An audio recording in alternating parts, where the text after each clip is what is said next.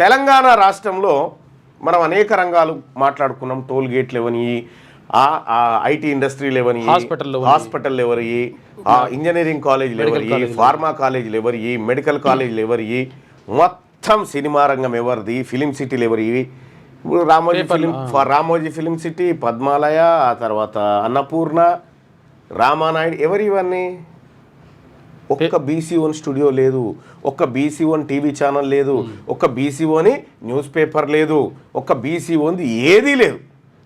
ఇక ఈడ గమనించాల్సిన విషయం ఏంటంటే ఇప్పుడు ప్రతిరోజు తెలంగాణ రాష్ట్రంలో ఎన్ని కోడిగుడ్లు తింటారు అనేది లెక్క.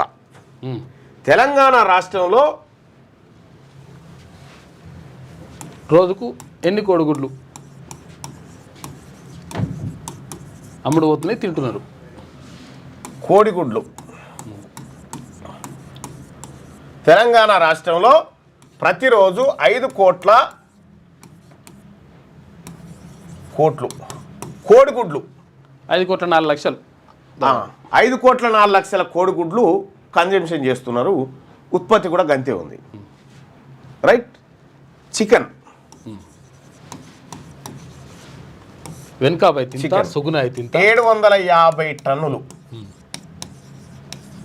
ఒక రోజుకు 750 టన్నుల చికెను, 5 కోట్ల 4 లక్షల కోడిగుడ్లు. మొత్తం తెలంగాణలో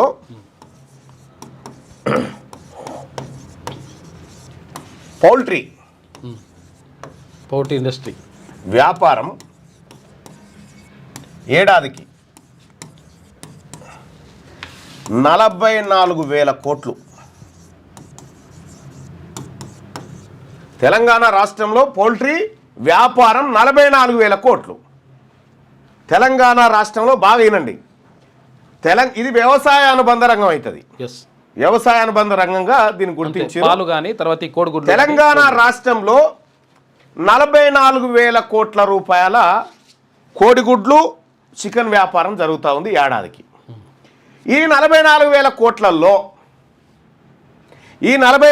కోట్లల్లో వాళ్ళ సార్లది ఓసీల వాటా 39,600 కోట్లు. మిగిలింది ఎంత? 39,600 కోట్ల రూపాయల వ్యాపారం ఈ ఓసీలే, అప్పర్ క్యాస్ట్ వాళ్ళు.